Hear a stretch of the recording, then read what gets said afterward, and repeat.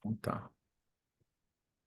Então vamos lá, gente. Como tem bastante gente que está assistindo a gravação porque não pode estar aqui ao vivo, eu estava falando pro pessoal, né, do Evilásio.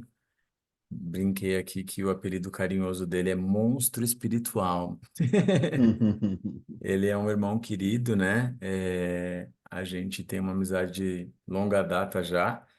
Ele era o nosso vizinho de parede mesmo, lá na África do Sul.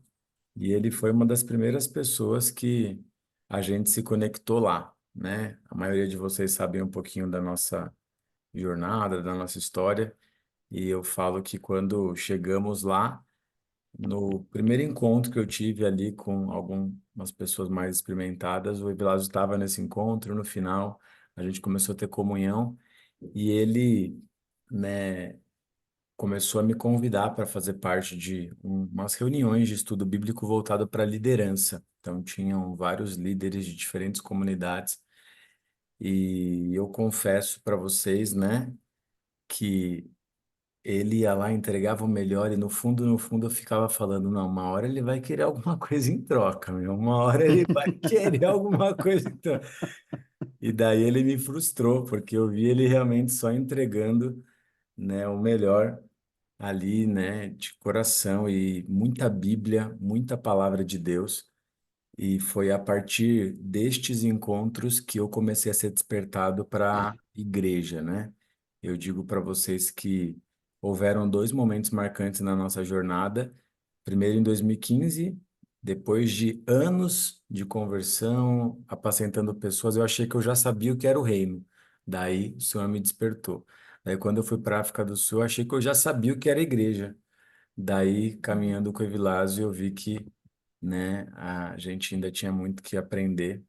Então, convidei ele para participar desses estudos aqui e gostaria que todos vocês, né, dessem, né, a devida atenção, porque ele é um cara muito humilde, mas um mestre na palavra mesmo, um dos meus mentores e amigos. Então, com vocês, Evilásio Diniz! Rapaz, eu nunca vi tanta fake news juntas assim, né? Eu quero conhecer esse Evilásio. Eu não vejo a hora de encontrar esse Evilásio, cara, descrito aí pelo Rafa. Ó, meu irmão, eu vou Ai, te graças. colocar como co-host, porque daí você flui do jeito que você quiser aí no nível de compartilhamento de Beleza. tela, tudo mais, tá? É isso aí que o Rafael comentou, né? É, muito mais a recíproca é verdadeira, né? A gente tem aprendido, né? Toda vez que a gente se encontra, a gente aprende muito com ambos, né? Tanto o Rafa como a Pri. E sempre foi uma companhia enriquecedora, né? Ter comunhão com eles, não só no aspecto espiritual, mas no aspecto humano, né? São pessoas preciosíssimas que a gente guarda no coração. Embora estejamos em extremos, né? Talvez devo estar aí uns 1.200 quilômetros de distância, mas a gente, toda vez que se fala, parece que a gente tá ontem, né, se viu e a coisa é muito viva, né? É muito encorajador.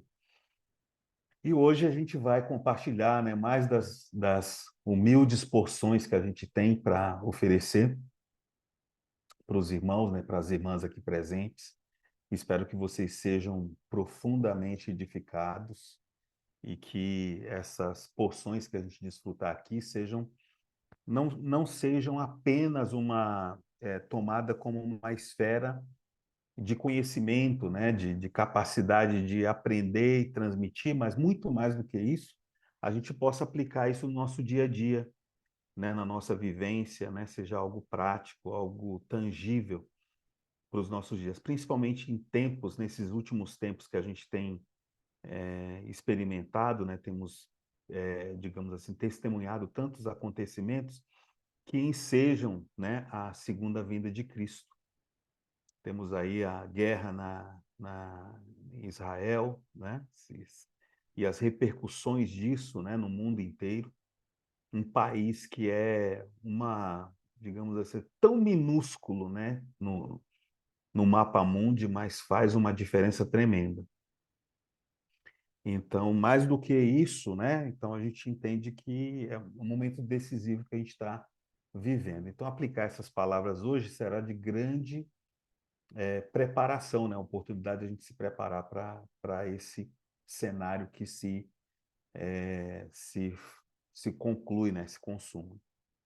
Então, eu sempre que vou ministrar, eu sempre pergunto para o Rafa, né? O que ele sente que é uma proposta que a gente poderia estar oferecendo, né? E tal. Embora a gente tenha diversos temas, né? Bíblicos para a gente expor, eu sempre costumo perguntar para ele, consultá-lo. E daí hoje a gente vai tentar fazer em uma hora, né, uma mescla entre o homem tripartido, que o homem é formado por três partes, né, corpo, alma e espírito, e ser um vencedor. Eu acho que esses dois temas estão muito ligados um no outro e certamente vai ser de grande ajuda para nós, tá bom? Então, eu costumo pedir para alguém orar, né, antes da gente começar. Então, como eu não tenho muita familiaridade com todos vocês aqui, eu vou aleatoriamente pedir aqui para a irmã Fabiane, né, orar por nós, orar por essa palavra, né, nos apresentar diante do Senhor, né, para que a gente tenha o coração afofado aqui para acolher essa semente que é a palavra de Deus. Amém. Irmã Fabiane, por gentileza.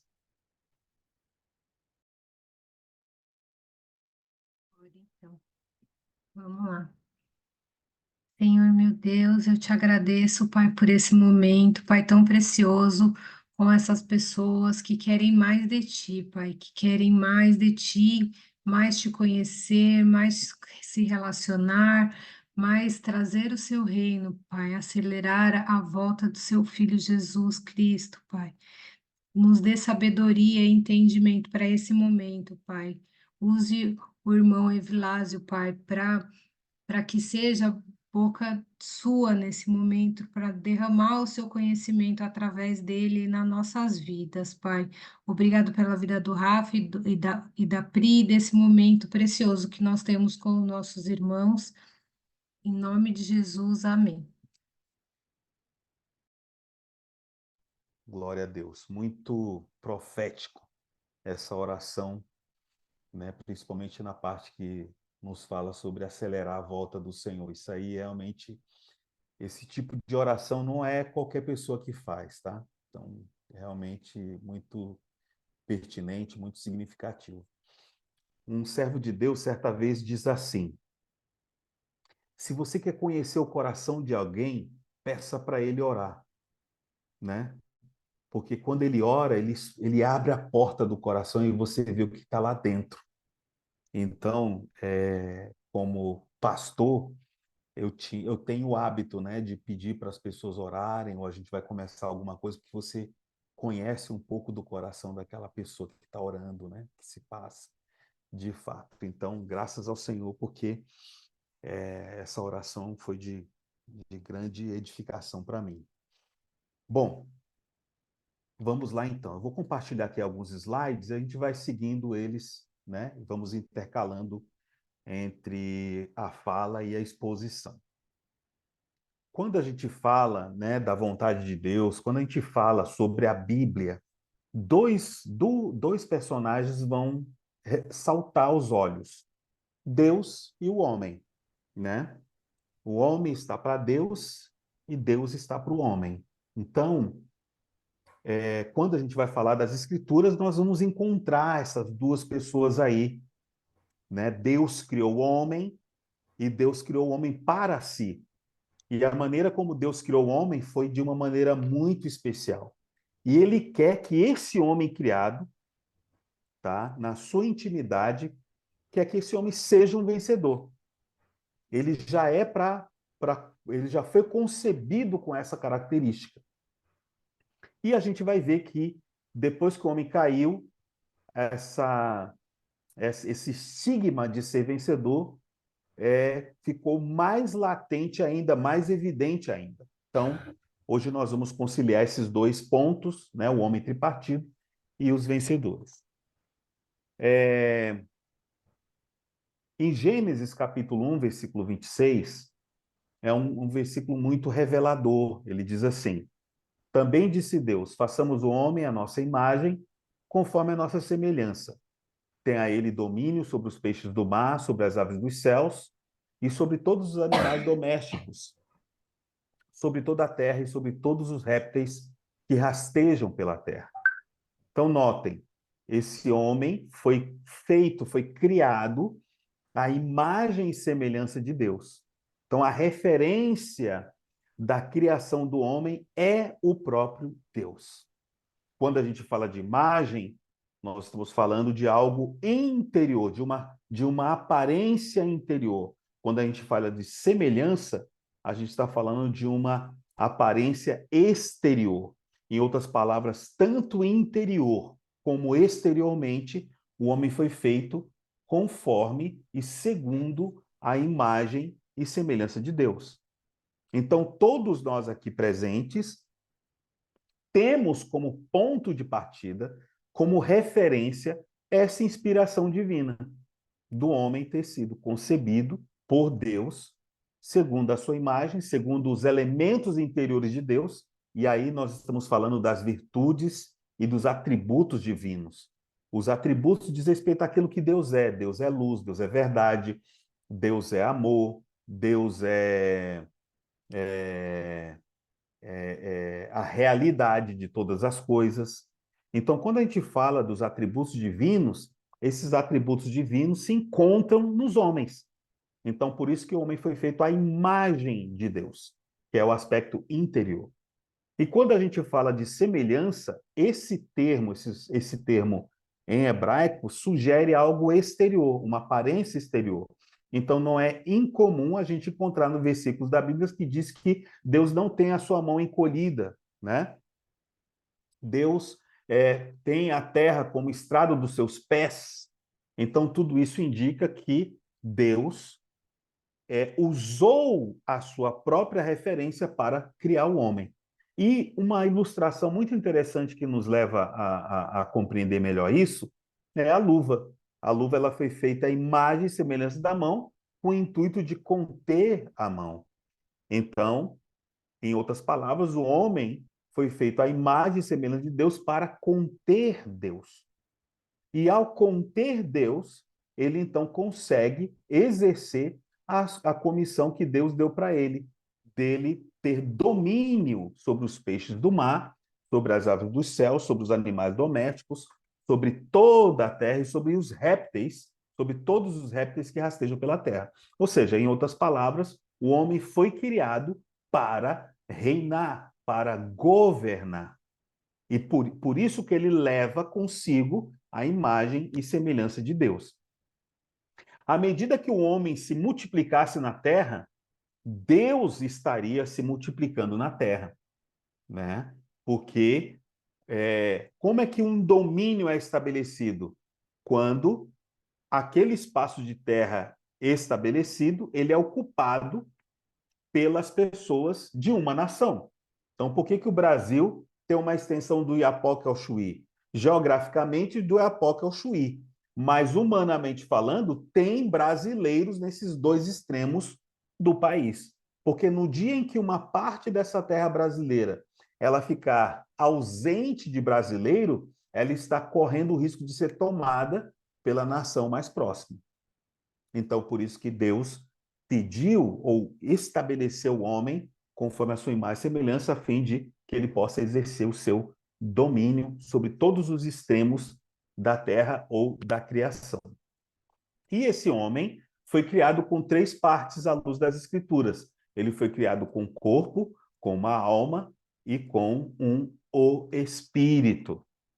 E quando a gente vai ao grego, né, recorrer às palavras que originam essas partes, o corpo está relacionado à vida bios, à vida biológica.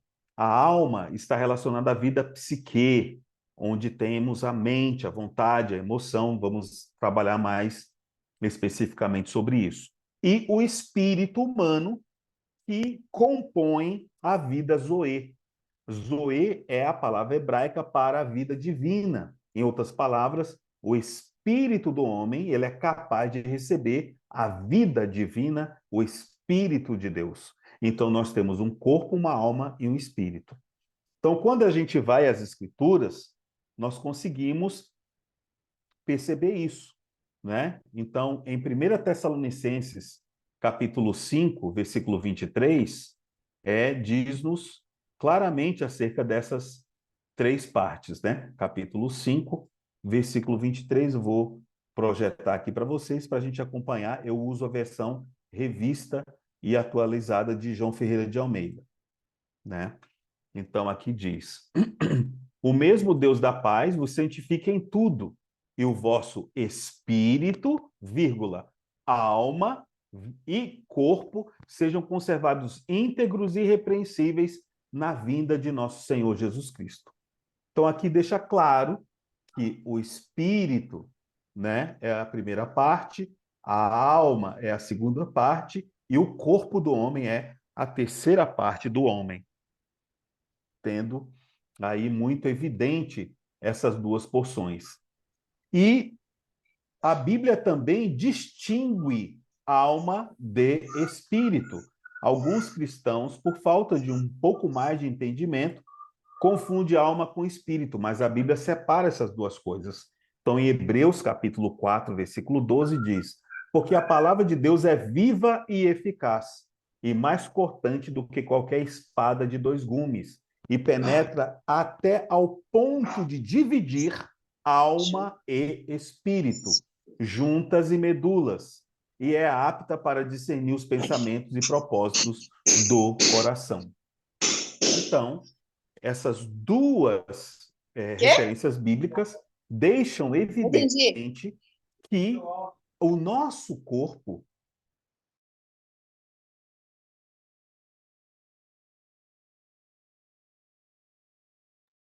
Meu irmão, desculpa, eu fui mutar o pessoal para diminuir o volume e eu mutei você sem querer.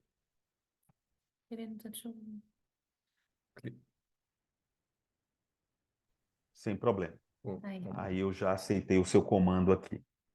Beleza, então, essas três partes bem distintas que a Bíblia estabelece e separa a alma de espírito à luz de Hebreus 4:12, nos leva a perceber que Deus estrategicamente criou o homem dessa maneira. Com que finalidade? Vamos lá explorar um pouco mais esses slides.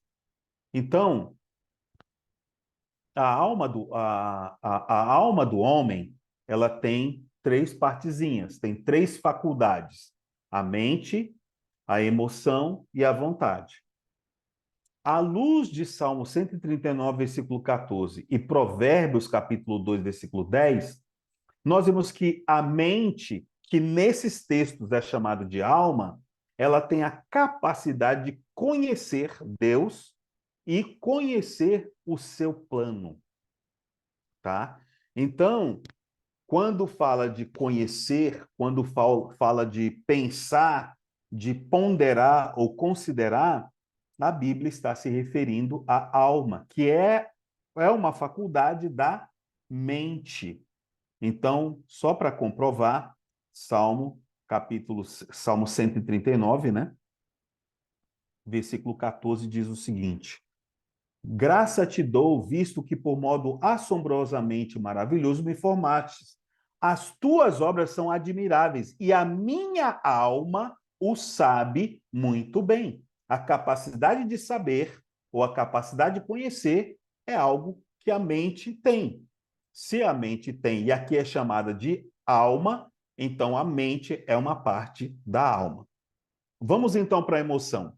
A emoção, à luz de Salmo 42, 1, 119, 81 e Isaías 61, 10, apontam que a emoção é uma faculdade da alma de amar Deus e amar a sua palavra. Então, em Isaías, capítulo 61, versículo 10, comprova isso. Eu não vou ler todos os versículos, mas vão ficar aqui documentados para que depois vocês possam ler. Eu vou eleger aqui uma referência de cada para a gente poder avançar. Então, Isaías 61:10 diz: regozijar-me-ei e muito regozijar-me-ei muito no Senhor.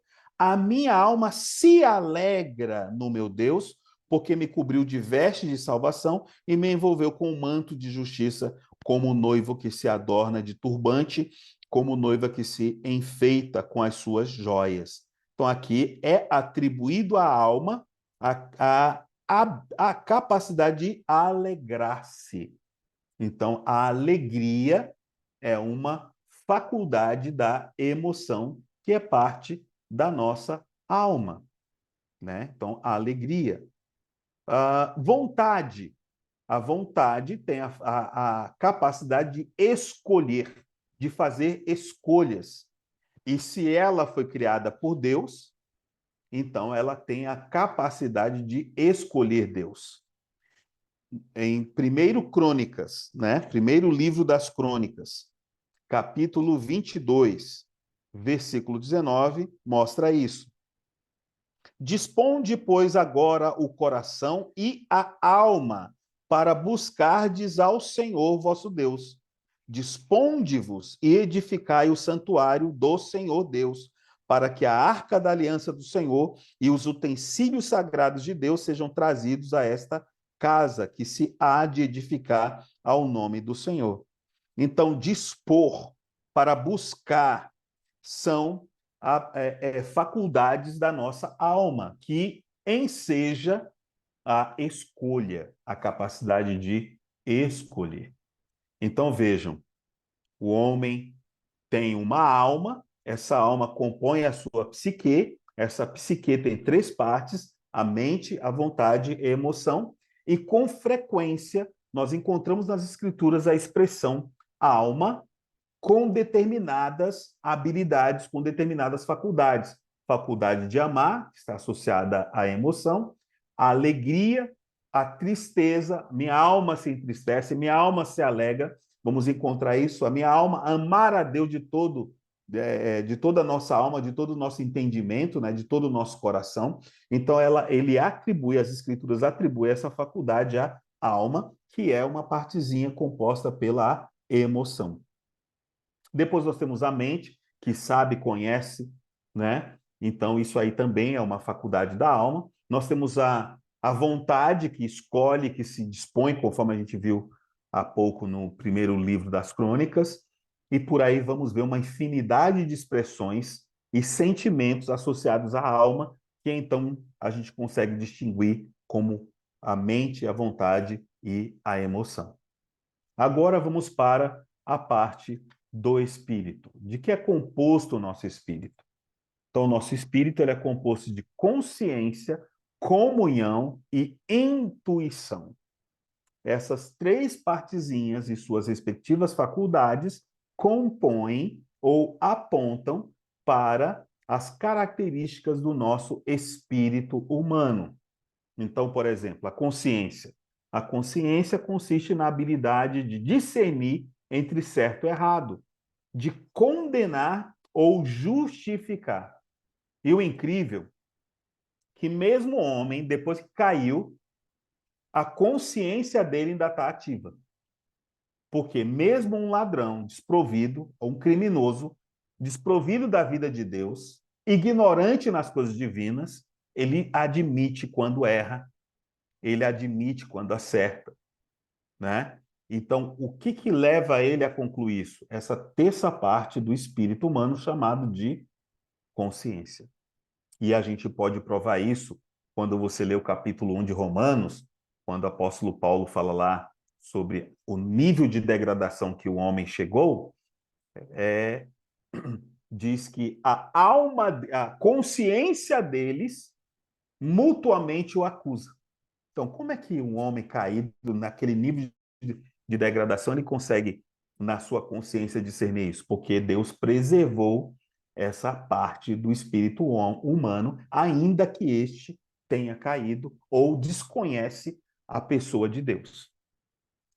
E aqui nesse texto, né, vamos ler Romanos, essa afirmação que eu fiz está em Romanos 2,15. Não está aqui na lista, mas está lá. Agora vamos lá em Romanos 9,1.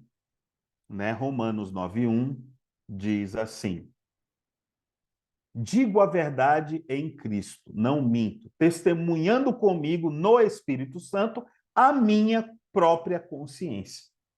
Ué, como é que o Espírito Santo pode testemunhar conosco, e nesse aspecto aqui da nossa consciência? É porque ele está se referindo na capacidade do Espírito Santo se comunicar com o espírito humano. Isso se dá pela consciência, né? Então a consciência, ela discerne, ela é nutrida pelo Espírito de Deus para então enriquecer o nosso discernimento entre certo e errado, ou condenar-nos ou justificar-nos. Esse texto de Romanos 8,16 vale a pena a gente conferir. Esse texto mostra que a palavra testemunhar, o verbo testemunhar, está associado a esses dois espíritos, o espírito humano com o espírito de Deus. Então, 8,16 de Romanos diz: o próprio Espírito, com letra maiúscula, indicando aqui o Espírito de Deus, testifica com o nosso espírito que somos filhos de Deus. Então, esse texto aqui, essa capacidade de testemunhar, está relacionada à nossa consciência, tá? Então, essa é a primeira parte, 1/3 do nosso espírito. A segunda habilidade que o nosso espírito tem é a comunhão, que consiste em contatar, adorar e servir a Deus. Então, esses 3 versículos, essas 3 referências, dentre inúmeras que há nas Escrituras, apontam para essas 3 condições. Vamos ler, então, 1 Coríntios, capítulo 6, versículo 17. 1 Coríntios, capítulo 6, versículo 17. Mas aquele que se une ao Senhor é um espírito com ele. Então, mas aquele que se une ao Senhor é um espírito, ou seja, não é uma carne, não é uma alma, é um espírito. Então, em outras palavras, quando a gente tem comunhão com Deus, nós então nos tornamos um espírito com ele. Essa expressão com ele foi adicionado à versão portuguesa, porque senão ficaria sem sentido. Mas no grego seria só assim: aquele que se une ao Senhor é um espírito. Não tem com ele. Então, com ele foi acrescentado para dar sentido na versão portuguesa, mas no grego é apenas isso. Aquele que se une ao Senhor é um espírito. Em outras palavras, indicando que a nossa comunhão com Deus nos faz um com Deus. Então, isso se dá pelo Espírito. João 4,24, acho que alguns já conhecem de cor, né? Deus é Espírito, importa que os seus adoradores o adorem em Espírito e em verdade. Então, aqui nós vemos que esse Deus que é Espírito precisa ser adorado no Espírito.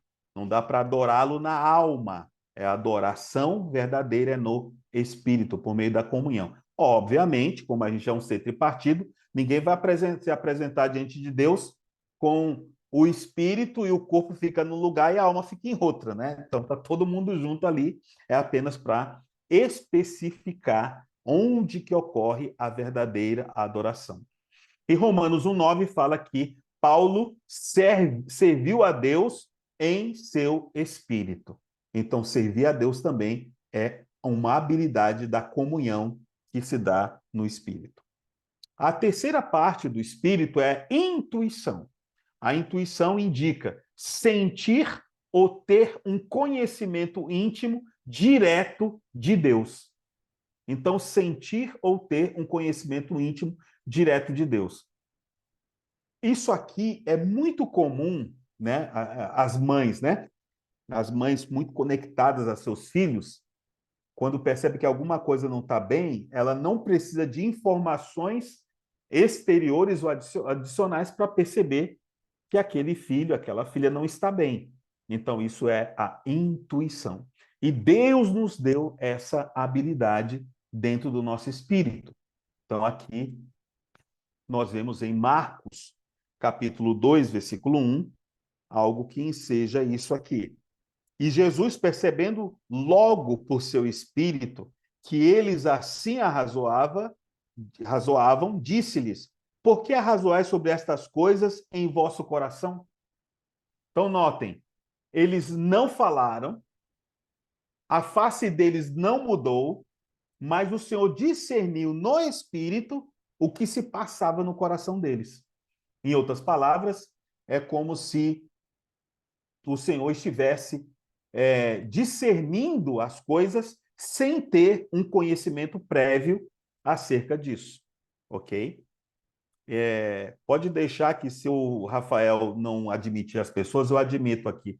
Eu sei que ele está deixando alguns de castigo na sala de espera, mas eu não vou permitir que isso aconteça, tá? Então eu vou estar admitindo. Muito bem. Em 1 Coríntios, capítulo 2, versículo 11, diz assim, né? Capítulo 2, versículo 11. Eu tenho que fazer o meu trabalho e o trabalho do Rafael. Vejam bem, né? Como é que as coisas acontecem. É difícil, cara. Sempre assim, É que eu tô o anotando, eu Rafael. tô anotando. Então, Rapaz, você nem precisa anotar, você podia estar aqui no meu lugar ministrando. É muita humildade. Então, 1 Coríntios 2,11 diz assim: porque qual dos homens sabe as coisas do homem, senão o seu próprio espírito que nele está? Assim também as coisas de Deus, ninguém as conhece senão o Espírito de Deus. Então, em outras palavras, essa intuição consegue discernir aquilo que provém ou não de Deus. Então, ela separa as coisas. Por exemplo, aquele episódio dos magos, né? Quando foram adorar o menino Jesus. Então, na ida, eles foram por um caminho. No regresso, diz que, por divina advertência, eles deveriam tomar um outro lugar. Aquilo ali é unção, a unção ou a intuição, indicando, orientando-os para mudar a rota, mudar de direção. Ok? Então, aqui nós temos, em outras palavras, os detalhes da alma, os detalhes do espírito. Então, toda vez que uma ou outra coisa funciona, nós estamos falando do espírito. Então, se você está tendo um sentimento ou uma advertência, né, um sentimento que surge como uma advertência, e você então obedece aquele sentimento da unção. Vou usar agora a unção porque é o que a Bíblia, né, em 1 João capítulo 2, versículo 27, né, que está sugerindo aqui da intuição, né, 1 João 2, 27. Né? Então, toda vez que a gente tem um sentimento que é inexplicável, né, que não tem razão de ser, a gente não tem provas lógicas, então a unção, por meio da intuição, vai discernir que vem de Deus. Quando a gente quer contatar, adorar, servir a Deus, é no Espírito por meio da comunhão. E a nossa consciência discerne o certo e o errado, condena ou justifica. Eu queria ler ainda com vocês Romanos capítulo 2, eu acho que é relevante a gente ler Romanos capítulo 2, versículo 15. Né? Diz assim: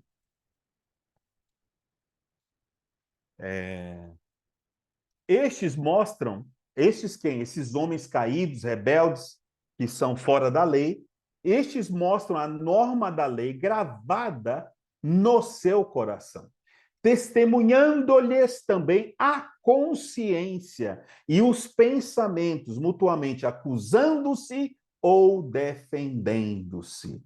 Então, se a gente for honesto, o espírito, né, o espírito humano tem essa habilidade de discernir por meio da consciência o que é certo e errado, o que o que condena e o que nos acusa, tá? Não é à toa que quando pecamos vem o pesar, né? Isso aí se dá na nossa consciência. Muito bem.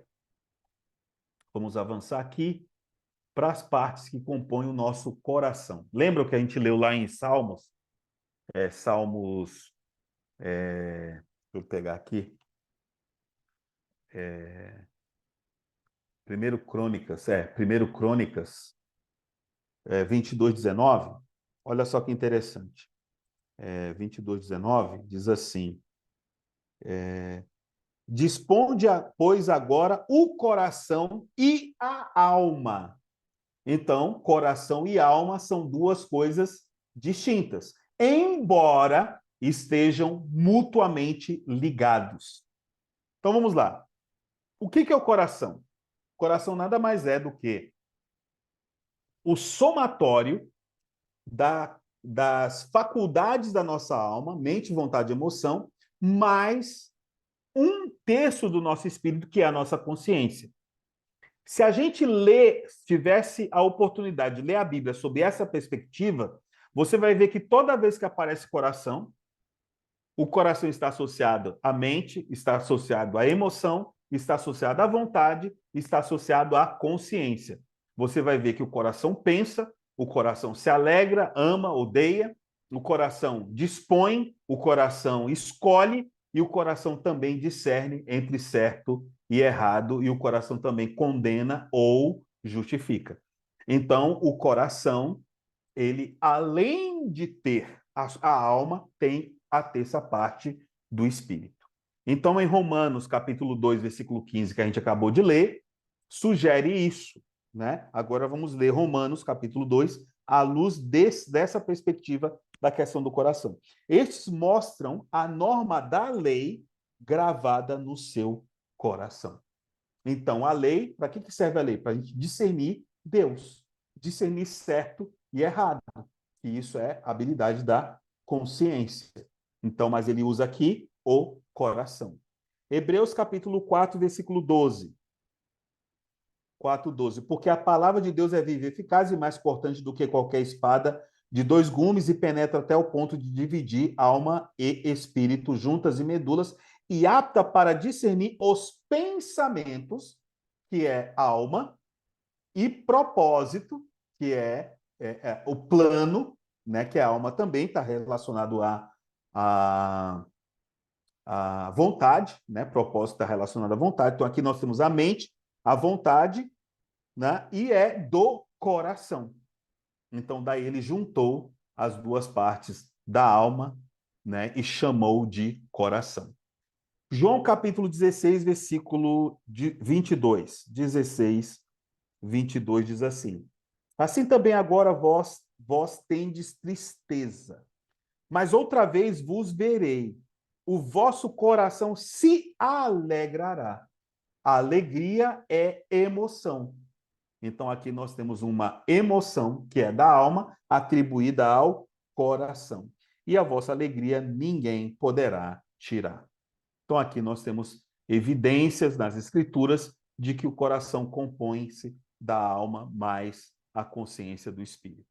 E quais são as funções do coração? Eu não vou ler esses versículos, vocês podem ler depois, mas as funções do coração estão associadas a amar, crer em Deus e em sua palavra. Então, Marcos 12:30, amar a Deus com o nosso coração, de todo o nosso coração, e crer em Deus. A palavra está perto de ti, na tua boca e no teu coração. Isto é, a palavra da fé que pregamos. Com o coração se crê para a justiça, e com a boca se confessa a respeito da salvação. Então, o coração desempenha uma função muito estratégica e importante dentro da nossa vida humana e também para atender as expectativas de Deus.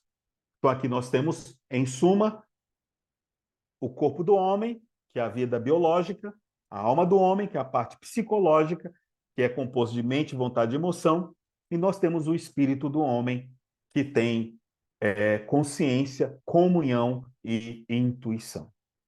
O corpo, de maneira geral, nós já o conhecemos, mas há fragmentos nas Escrituras que apontam que o corpo ele serve para glorificar a Deus, para colocar-se à disposição de Deus como um sacrifício vivo e santo.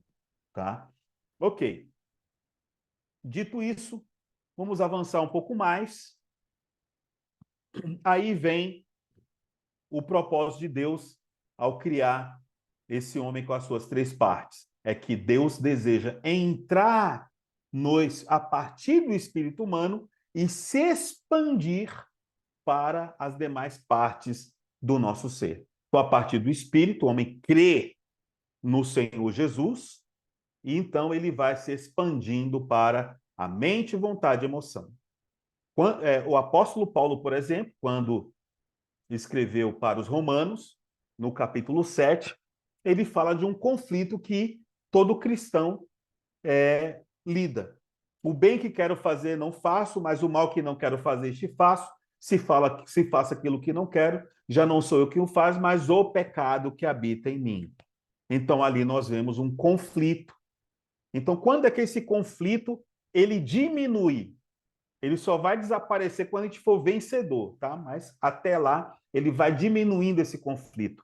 Quando é que, à medida que a vida divina vai conquistando nossa alma, nossa mente, vontade e emoção, e, consequentemente, o corpo também vai junto, obedecendo os sentimentos que vêm do espírito, que permearam a alma, e então faz com que o corpo execute a ação que Deus quer. Então, é dessa forma que funciona, que deveria funcionar o ser humano criado por Deus. Tá? Então, essa ilustração aqui é para mostrar isso, que esse homem precisa receber Deus em seu espírito e expandir-se para a alma do homem. Muito bem. Qual é a meta de Deus? É isso aí. O espírito ter a vida divina, a alma ter a vida divina e o corpo ter a vida divina. Tá? Então, esse é o propósito. Mas, originalmente, embora o homem tenha sido criado com este propósito, o homem fez, então, uma escolha, né? Então, daqui a pouco eu vou entrar, eu vou ler aqui algumas porções, né, nessa sessão. Então, só para vocês entenderem, de um lado nós temos o homem, que foi criado originalmente à imagem e semelhança de Deus. Esse homem, obviamente, não foi criado para pecar e, consequentemente, não foi criado para morrer. Né? Deus não concebeu o homem para isso, mas para ser a sua expressão na terra e estabelecer, por meio do homem, seu governo na terra. O homem ser a expressão de Deus na terra. Quanto mais esse homem cheio de Deus povoasse a terra, mais a terra, evidentemente, seria de Deus. Mas a gente sabe que a história não foi assim. Agora eu quero entrar numa seção que eu chamo de seção intermediária entre o homem criado por Deus e o homem que é vencedor, tá? Então a palavra vencedor aparece nas escrituras várias vezes e em Apocalipse aparece pelo menos, né, no capítulo 2 e 3, 7 vezes. Vai aparecer muitas outras vezes, né? Então, mas eu quero me concentrar aqui nessa porção. Toda vez que em Apocalipse é mencionado o vencedor, tem um galardão para ele. Então, o vencedor de Éfeso, quem tem ouvidos ouça o que o Espírito diz às igrejas. Ao vencedor, dar-lhe-ei que se alimente da árvore da vida que se encontra no paraíso de Deus. Então, se há vencedor, há também perdedor. Mas o vencedor, nesse caso aqui, ele está vencendo o quê? Na igreja em Éfeso, certamente isso é matéria dada, né, pelo nosso irmão Rafael. Eu vou aqui humildemente sublinhar coisas que ele já ministrou, apenas isso. Então, o vencedor de Éfeso tem que voltar para o primeiro amor, né? Abandonou o primeiro amor, tem que se arrepender e voltar para o primeiro amor. Aí, o vencedor de Esmina. Quem tem ouvidos, ouça o que o Espírito diz às igrejas. O vencedor, de nenhum modo, sofrerá o dano da segunda morte. A gente sabe que Esmina passou por muito sofrimento. Qual é a prova de que os vencedores de Esmina se tornaram vencedores? São aqueles que foram fiéis até a morte. Qual o galardão desse vencedor? Não sofrerá o dano da segunda morte. O que é o dano da segunda? A morte, a segunda morte é o lago de fogo. O dano é a disciplina que esse homem cristão receberá se não se tornar vencedor. E daí nós vamos ver depois outras razões para dizer que uma pessoa é vencedora ou não é vencedora.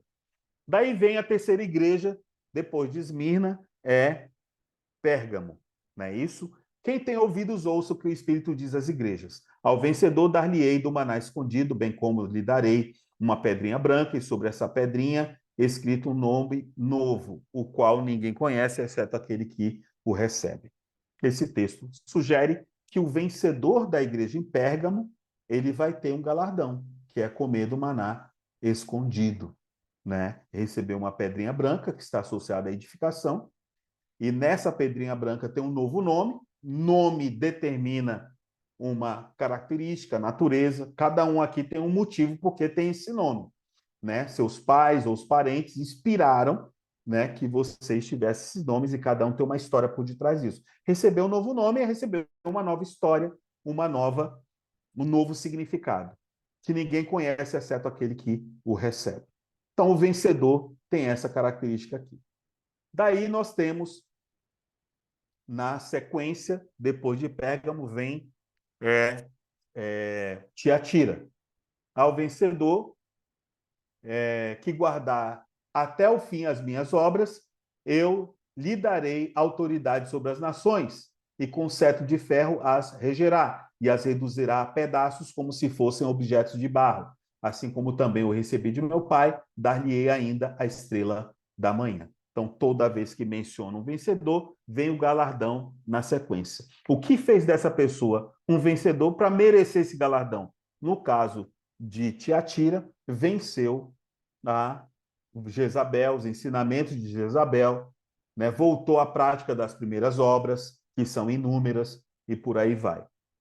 Aí vem, depois de Tiatira, vem Sardes, então vencedor de Sardes. O vencedor será assim vestido de vestiduras brancas, e de modo nenhum apagarei o seu nome do livro da vida. Pelo contrário, confessarei o seu nome diante de meu Pai e diante dos seus anjos.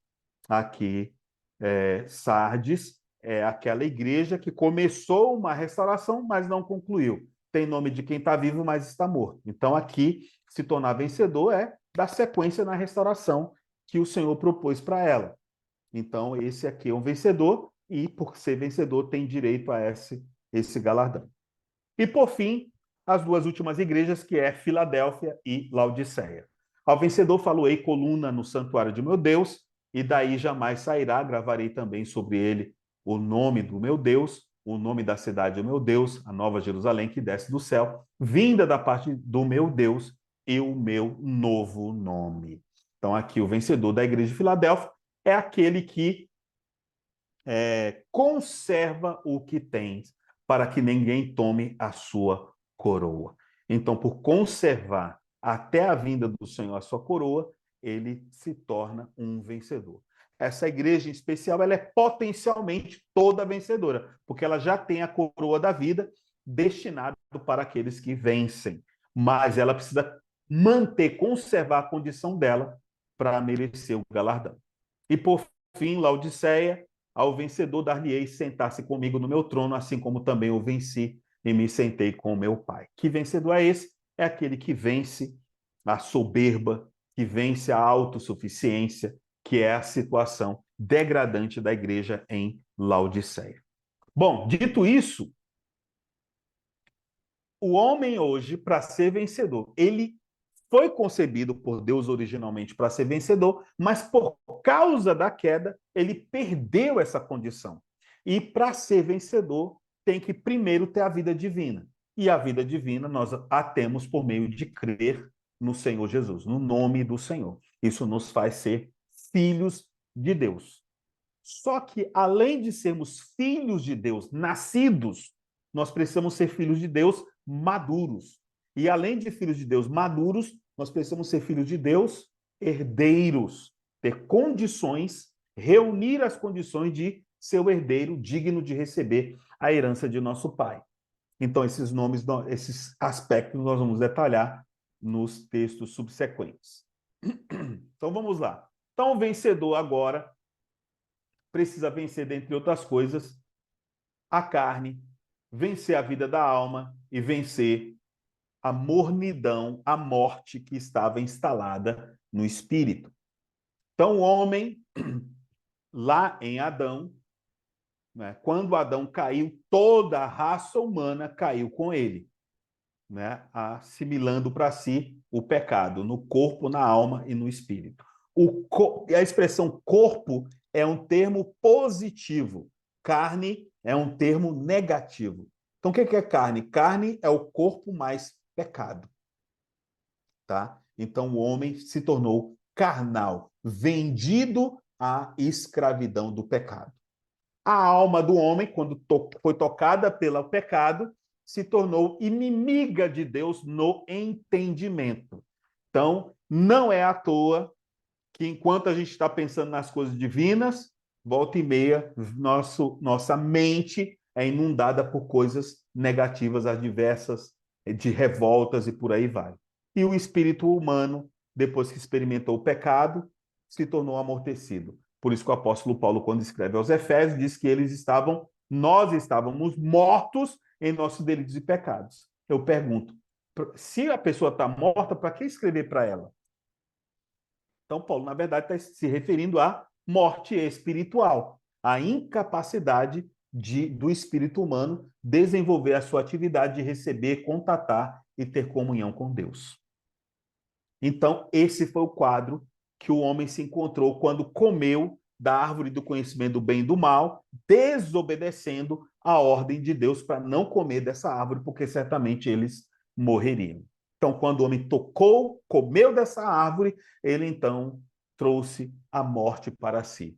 Corpo, alma e espírito ficaram danificados. Então, quando o homem crê em Deus, ele vence o pecado que o acometia. Então, começa o processo de ser vencedor. Então, aqui, o homem está aqui completamente dominado pelo pecado e agora ele precisa de uma salvação. Ele precisa de um plano de salvação. Então, vamos entender esses textos aqui à luz desse gráfico aqui à direita. Então, o corpo aqui, o amarelo lembra o ouro aponta para a natureza divina. Tá? Então, por isso que eu escolhi o amarelo aqui, para você entender que o corpo precisa estar cheio de Deus, a alma cheia de Deus e o espírito cheio de Deus. O homem foi criado com essa concepção. Bom, em 2 Coríntios capítulo 1, versículo 10 diz: o qual nos livrou e livrará de tão grande morte, em quem temos esperado que ainda continuará a livrar-nos. Essas três sentenças, livrou, livrará e continuará a livrar-nos, apontam para os três aspectos da salvação do ser tripartido do homem. Livrou está relacionado à salvação do nosso espírito, porque um dia nós cremos no Senhor. Lembrando que quando Paulo está escrevendo para Coríntios, ele está escrevendo para crentes, para pessoas que já foram redimidas. Então, livrou é o passado, foi quando nós cremos no Senhor. Primeira parte que foi alcançada foi o nosso espírito humano. Ele foi livrado da tão grande morte. Livrará está relacionado ao futuro, e o futuro está relacionado ao corpo humano. O corpo humano vai ser a última parte a ser salva. De acordo com 1 Coríntios, capítulo 15, versículo de 50 a 55, descreve o corpo humano como um corpo que será glorificado, que receberá a vida divina e, consequentemente, vai experimentar a sua salvação. Continuará a livrar-nos está relacionado à nossa alma, à salvação presente. Se você e eu já cremos no Senhor, nosso espírito, a salvação do nosso espírito está garantida. Mas a nossa alma é um processo que dura toda a vida. Por isso que aqui ele usa a expressão continuará a livrar-nos. Em outras palavras, livrou está relacionado à salvação do espírito, quando nós cremos, livrará a promessa da salvação do nosso corpo na segunda vinda de Cristo e continuará a livrar-nos está relacionado à salvação da nossa alma, que é um ato contínuo, né, relacionado aos nossos dias atuais. Romanos 5,10. Porque se nós, quando inimigos, fomos reconciliados com Deus, passado, com Deus, mediante a morte do seu filho, muito mais estando já reconciliados, seremos salvos pela sua vida. Fomos reconciliados está relacionado à salvação do nosso espírito, e seremos salvos pela sua vida está relacionado às duas últimas partes do nosso ser, que é a alma e o corpo. Por isso que ele usa o verbo no futuro. Você creu, você foi salvo. Salvação do quê? Do seu espírito. E a alma e o corpo, seremos salvos pela sua vida. Então é a vida que irá nos salvar. Que vida é essa? Quando você clica aí na palavra vida, né? Você vai clicar, é maneira de falar, né? Eu tenho uma Bíblia que tem a Strong, então quando eu clico na palavrinha vida, vem a versão em grego que aponta para a vida divina, né? a vida Zoe.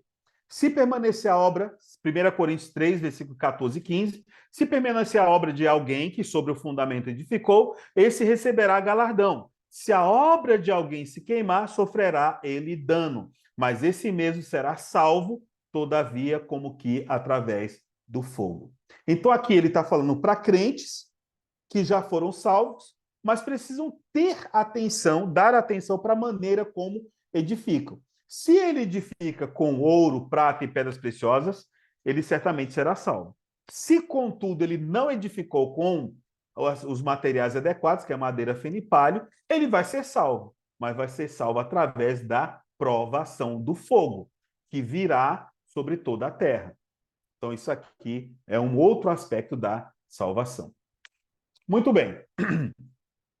À luz de Romanos 8, temos uma maneira mais didática ainda de compreender a salvação das três partes do nosso ser. Porque a mente posta na carne, isso aqui é segundo o original grego. Se você for na revista corrigida, revista atualizada e outras versões em português, você não vai ter isso. Então, o grego diz assim: porque a mente posta na carne dá para a morte, mas a mente posta no espírito para a vida e paz. Então, em outras palavras, a vida divina alcança a nossa mente quando nós a pomos no espírito. Então, quando você faz uma oração, quando você invoca o nome do Senhor, quando você lê a palavra buscando luz, você está acionando a vida divina que faz com que a sua mente seja posta no espírito. E daí, essa mente, que é a terça parte da nossa alma, recebe a vida. Que vida é essa? A vida divina, a vida Zoe. E a mente que é agitada passa também a ter paz. Muito bem. Se, porém, Cristo está em vós, isso é Romanos 8:10. Se, porém, Cristo está em vós, o corpo, na verdade, está morto por causa do pecado. Mas o espírito humano é vida, é a vida divina, por causa da justiça.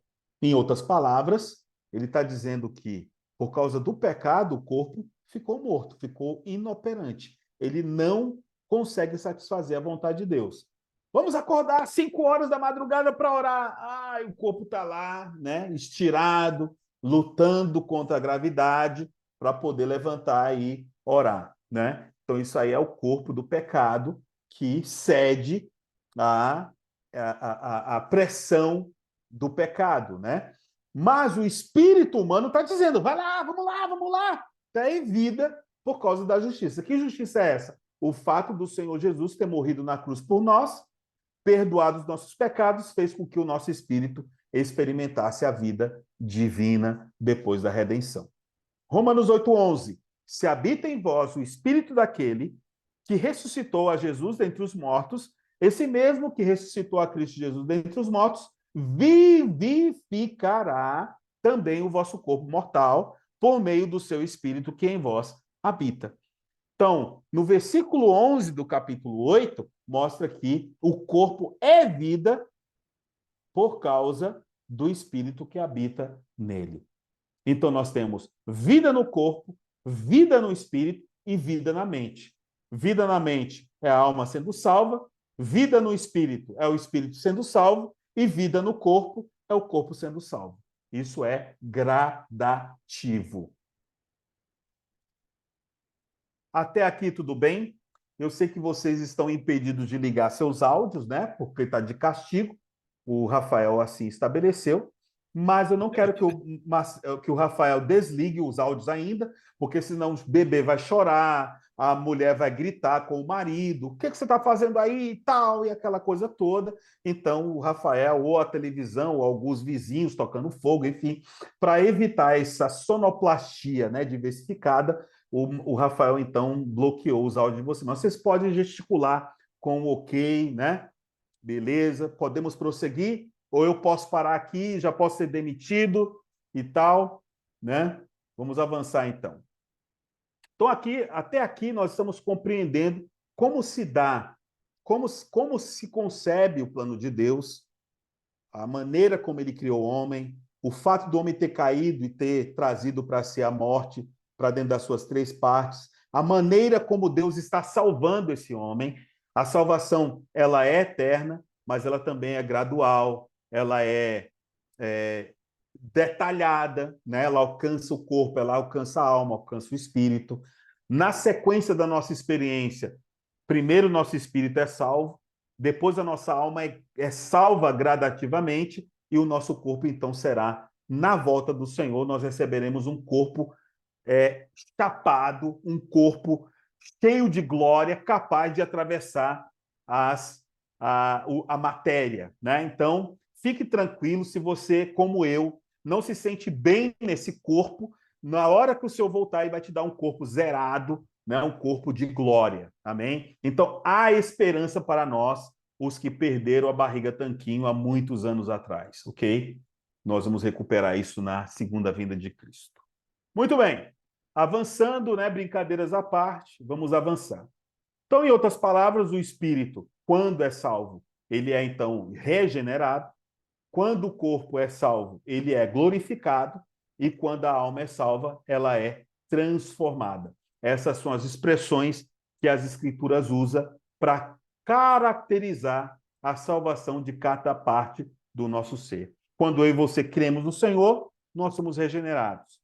Quando, à medida que a nossa alma sofre transformação, isso se dá por muita pressão, e se dá pelo sofrimento, decepções, né? Tudo isso, bem usado, tá? Confirma, consolida e consuma na transformação da nossa alma, que é a mente, vontade e emoção completamente voltados para Deus. E o corpo, por sua vez, será glorificado.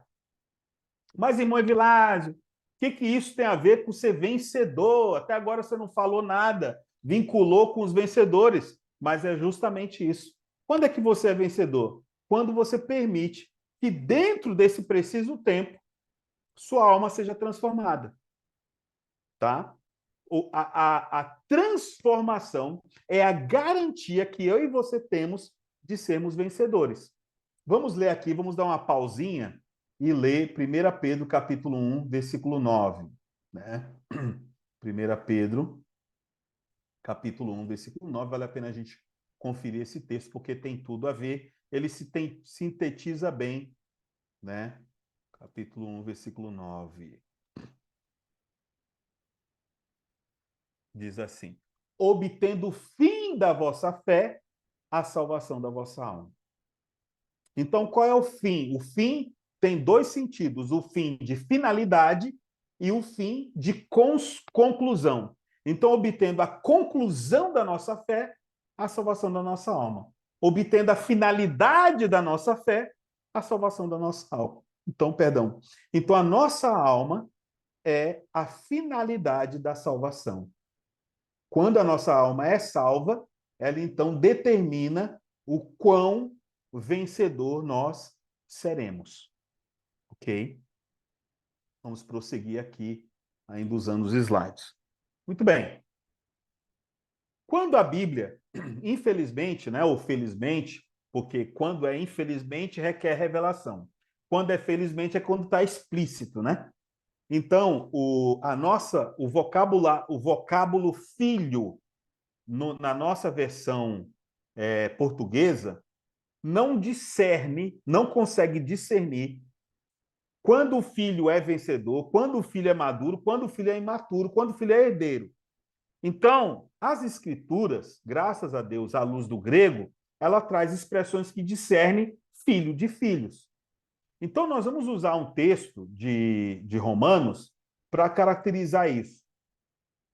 Então, aqui nós temos uma escadinha, primeiro degrau, mostrando o primeiro passo, primeiro estágio de filho que a gente é. Segundo degrau indicando o segundo aspecto do filho.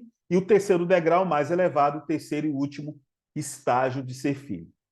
Então, em Romanos capítulo 8, Romanos 8 é estratégico. Recomendo ler Romanos 8 várias vezes. Então, à luz da experiência, a sequência dos versículos é essa. Romanos 8, 16, Romanos 8, 14, Romanos 8, 17. Então, a expressão filho de Romanos 8, 16 é a expressão téknon, né? Téknon no grego. Ali o filho é téknon. Vamos lá em Romanos 8, 16 para entender. o próprio Espírito testifica com o nosso espírito que somos filhos de Deus. Testificar, que seria admitir, que seria aceitar Jesus, nos caracteriza nesse estágio da filiação de técnon, que é um filho criança, é um filho recém-nascido. Esse filho recém-nascido, ele não está apto ainda para herdar a herança do pai, mas ele já tem o direito de herança por nascimento, mas ele não reúne as condições de herdar. Então a Bíblia, num segundo momento, chama filho também de huios, que é o próprio Romanos 8, no versículo 14, que diz assim: pois todos os que são guiados pelo Espírito de Deus são filhos de Deus. Então veja, aqui não é apenas testificar, aqui é ser guiado. Meu amigo, você já andou com uma criança no shopping? Ou andou com uma criança dentro da loja de brinquedos? Você consegue guiar essa criança? Levanta a mão quem consegue. Tem que puxar essa criança, porque ela vai parar no brinquedinho e ela vai se entreter com aquele brinquedinho e talvez até chorar até ver a mãe ou o pai adquirir aquele brinquedo para ele. Então, criança não é guiada, ela tem que ser levada, né? Agora aqui, esse é o técnico.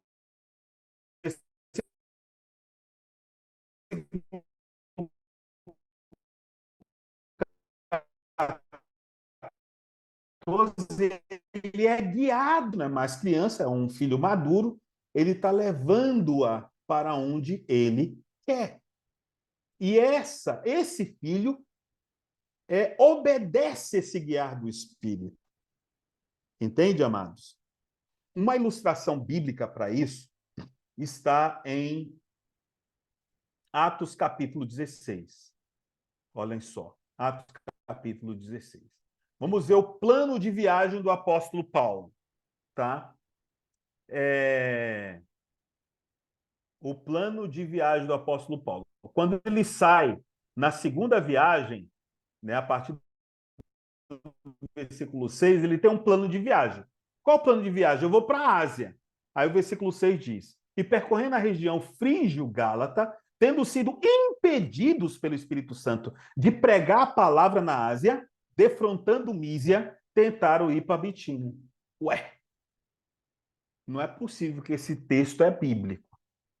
Como é que o Espírito Santo impede alguém de pregar a palavra, de pregar o evangelho? Vocês já consideraram isso?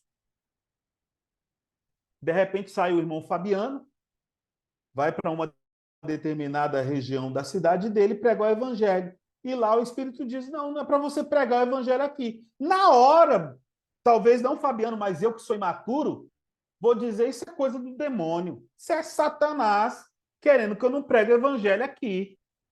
Mas o apóstolo Paulo, diferentemente de mim e parecido com Fabiano, não concluiu assim. Concluiu que foi impedidos pelo Espírito Santo. Ora, o Espírito Santo tem seu discernimento e não permitiu que o apóstolo Paulo fosse para a Ásia.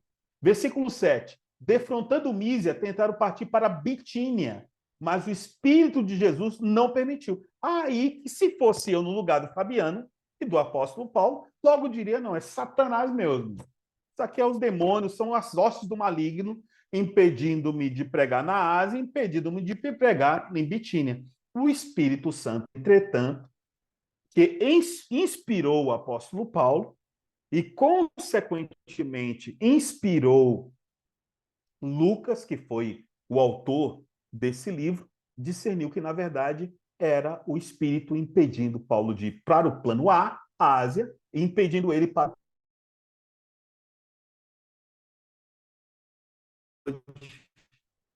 acontece algo muito interessante.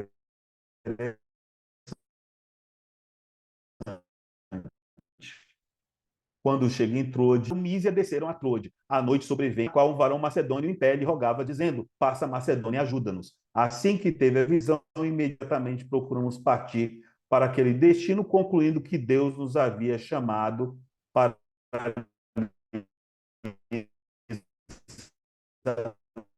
anunciar o Evangelho.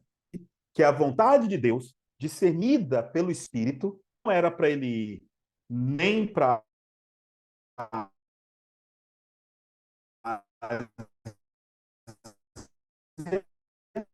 nem para a Bitínia, mas era para ir para a internet aí, tá tranquilo? Deu uma travadinha aí? Travou um pouquinho, irmão, mas deu para ouvir.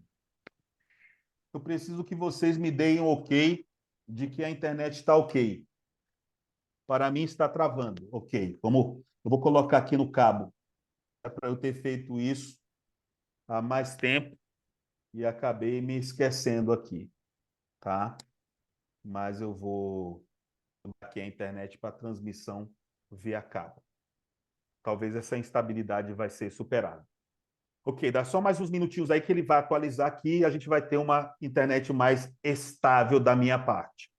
Ok? Ok, agora está ok, beleza. Vamos prosseguir. Então, só para repetir essa última parte, para que todos possam compreender o raciocínio. Então, o apóstolo Paulo tinha um plano A, que era viajar para a Ásia. O Espírito Santo não permitiu. Tinha um plano B, de ir para a Bitínia. O Espírito de Jesus não permitiu. Daí entrou, ele teve uma visão e a intenção, a vontade do Senhor era que Paulo fosse para a Macedônia. Isso ficou evidente. Então, o que a gente entende aqui? Que esse filho, que é guiado pelo Espírito, ele é chamado nas Escrituras de Ruios. O que é esse filho? Esse filho é um filho maduro. Ele se permite ser guiado pelo Espírito. Então, se você, diferente de mim, tem se permitido ser guiado pelo Espírito, então você está no caminho do Ruios.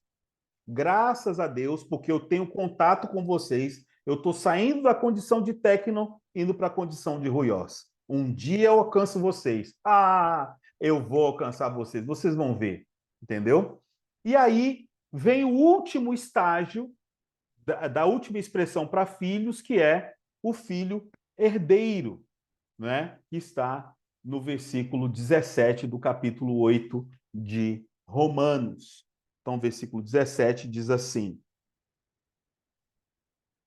Ora, se somos filhos, somos também herdeiros, herdeiros de Deus e co-herdeiros com Cristo. Se com ele sofremos, também com ele seremos glorificados. Então, aqui, o filho deixa de ser técnico, o filho avança para ruios, e agora o filho é herdeiro. O que é um filho herdeiro? Óbvio, sob o ponto de vista biológico, é aquele filho que alcança a maioridade. E a maioridade é 21 anos. Maioridade penal, a partir dos 18. Maioridade civil, 21 anos. Então, espiritualmente falando, um herdeiro é aquele filho que reúne as condições espirituais para administrar a herança de seu pai. Então, em outras palavras, o que é um vencedor à luz desse conteúdo de Romanos capítulo 8? Ele é vencedor a partir de quando ele se permite ser guiado pelo Espírito Santo, que ali é ruios, e alcança uma maturidade tal que ele consegue também administrar a herança que seu pai lhe deu. A gente tem uma figura nas Escrituras que é Lucas 15, a parábola do filho pródigo. O filho pródigo, que era o filho mais novo, pega toda a herança, perde a herança do pai e vai para uma terra distante e lá vive dissolutamente. Dissoluto é uma pessoa que bebe muito, que vive em farras e por aí vai. Ele vive na dissolução. Torra toda a herança dele e, no final, ele se torna um cuidador de porcos. Quando ele vê os porcos comendo e ele com fome, por incrível que pareça, ele deseja comer a comida dos porcos. Mas aí a consciência dele lembra ele, olha, puxa, quando na casa de meu pai, até os servos comem melhor do que eu. Daí ele prepara um discurso, depois em outro momento a gente entra nos detalhes, e volta para a casa do pai. Esse aí é um filho técnon. Mas o filho ruiós ficou em casa. Quem é o filho ruiós? É o filho mais velho. Ele tinha a presença do pai, ele tinha todas as benesses do pai, mas ele não se dava conta de que ele estava sob a tutela do pai e tinha tudo que ele precisava. Quando o irmão dele mais novo chega, ele então é surpreendido com a sua reação, que é: puxa, meu pai nunca matou um bode para mim, para os meus amigos. Agora vem esse aí que andou dissolutamente e ele recebe dessa maneira. Então, ele está biologicamente, cronologicamente, é mais maduro do que o irmão, mas ao mesmo tempo ele não é herdeiro. Por quê? Porque ele se esquece que, estando na casa do pai, ele desfrutava de tudo do pai. Então, veja, tem, além de maduro, que é ruiós, ele precisa avançar para ser herdeiro. Espiritualmente, o que é isso à luz do que a gente viu na parte introdutória do nosso encontro de hoje? Ser uma pessoa madura é ter a alma transformada, mente, vontade e emoção. Ser herdeiro é que essa maturidade é aplicada para as necessidades e vontade de Deus. Certamente o Rafael já deve ter falado para vocês a diferença entre o evangelho da graça e o evangelho do reino. O evangelho da graça dá atenção para a necessidade do homem. O evangelho do reino é quando o homem dá atenção para a necessidade de Deus. Né? Então, isso distingue um filho técnico de um filho ruiós e herdeiro. É aquele que está envolvido em satisfazer a vontade do seu pai. Então, isso é muito revelador. Eu teria mais uma porção para compartilhar com vocês, que seria Gálatas capítulo 4, mas eu vou deixar para uma outra ocasião, porque já está avançado, são 21 e 22, e eu não quero, na primeira oportunidade, deixar uma péssima impressão, porque eu não vou ter outra chance de dar uma boa impressão. Então, vou ficar por aqui. Agradeço a oportunidade que vocês me deram, a paciência de me ouvir, e, por outro lado, também estou muito edificado com a presença de todos vocês aqui. Amém? Obrigado, Rafael. Pode retomar aí. Vou me calar Uau, para ouvir e uau. aprender com vocês. Demais, né, gente? Quando vocês olham essa aula aí que tem lá Tecnon, Ruiós, né, e o herdeiro, vocês viram que aquela minha aula não pode nem ser chamada de aula, né? Que demais, bênção, né? Muito profundo tudo isso, né, gente? Né? O Evilásio me ensinou a ter sempre, né, um momento de compartilhar para a gente exercitar o espírito. E, obviamente, pela quantidade de pessoas aqui, não vai dar para todo mundo compartilhar. Mas gostaria muito de pelo menos duas ou três pessoas que pudessem compartilhar rapidamente como foi esse encontro de hoje, não no nível avaliativo, mas aquilo que foram os ganhos que você teve, né? O que, né, tocou teu coração, que insight veio, o que realmente você teve aí de despertamento nesse processo. Quem gostaria de compartilhar? Pode levantar a mãozinha virtual ou já abrir o áudio? Na verdade, acho que vai ter que levantar a mão para eu abrir o áudio de vocês. Beleza. Quem mais?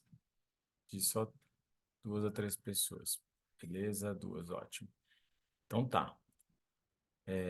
Show de bola, gente. Então, o restante do grupo, se quiser, por favor, compartilhe aqui no chat também, tá? Enquanto a Eliane e o Fabiano vão falar aqui, tá? Show de bola. Pedir só para vocês serem mais cirúrgicos para a gente conseguir terminar às 9h30, tá? Vai lá. Primeiro, Eliane Hilário. Clica aí duas vezes, só para liberar. Pronto. Bem, boa noite a todos. É, eu sempre ganho muito nessas aulas, né, nesses momentos onde a gente compartilha todas essas questões. Eu estava ansiosa, vamos dizer assim, né, entusiasmada para esse encontro do Evilásio, que a Pri tanto falou. Então, para mim foi assim um grande ganho, foi uma bênção, porque esses conteúdos de alma e espírito, isso me envolve muito como alguém que estuda o comportamento humano, eu estou sempre procurando compreender isso à luz da palavra. Então, hoje é uma noite assim onde eu desfruto muito, onde eu sou muito abastecida com essas falas do Evilás, assim, é um grande ganho, uma bênção mesmo, assim, para minha vida. Eu fico, assim, com a cabeça estourando, anotando tudo que eu posso, porque, assim, é uma bênção realmente, assim. Hoje foi algo, assim, fantástico. Eu costumo falar que tem toda essa questão nas comunidades de fé, no sentido de, do labaxere e tudo mais. E aí eu sempre falo, gente, quando é algo que é muito racional, digamos assim, que é palavra, que é nesse viés, eu costumo falar que eu babo, né, espiritualmente falando, é um momento como esse, fazendo uma alusão a isso, né, eu fico muito impactada, e hoje, sim, com certeza é um momento desses, onde eu fico muito impactada, né, é uma palavra que já está muito alinhada àquilo que o Rafa tem trago a nós, mas é obviamente que cada pessoa que traz é uma compreensão nova, é uma fala nova, é uma forma nova, e a gente sempre aprende, né, eu sempre que alguém fala sobre isso, eu anoto tudo, porque eu consigo ir aprendendo mais coisas dentro de tudo aquilo que eu já ouvi, e é fantástico, estou maravilhada, aprendi muito. Uau. Amém, Eli. Obrigado, viu, por compartilhar. Obrigado mesmo, demais. Mister Fabiano Napi. Amém. Então, bem rapidinho, né, só para compartilhar aqui com os irmãos, realmente essa questão da corpo, alma e espírito é algo assim que eu ganho muito, né, e hoje não foi diferente, e o que eu ganhei, né, nessa noite é essa questão realmente na questão da alma ali, que o Senhor, ele nos dá essa escolha, né, de poder optar por Ele, escolher por Ele, né, por Amém. receber da vida dele. E no momento que nós recebemos através escolhemos através da nossa alma, né? Nós recebemos ele no nosso espírito. E quando nós entendemos isso, realmente começa um processo de transformação de dentro para fora na nossa vida. Então, quando a Amém. gente percebe que o Espírito de Deus, ele tem que, a partir do nosso espírito, controlar todo o nosso ser, o nosso corpo, e isso realmente, quando nós entendemos isso, né, realmente assim acaba sendo assim uma abertura gigantesca para o Senhor poder fazer a obra que Ele tem na nossa vida, né?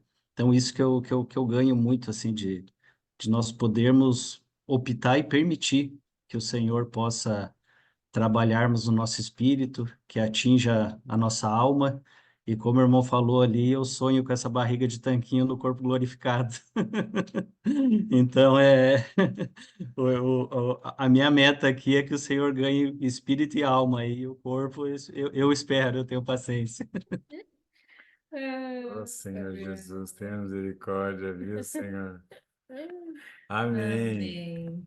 Que demais, gente. Glória a Deus. Pessoal escrevendo aqui no chat, muito impactada. Fabiano falou, as partes do homem, dos vencedores, abriu muito meu conhecimento.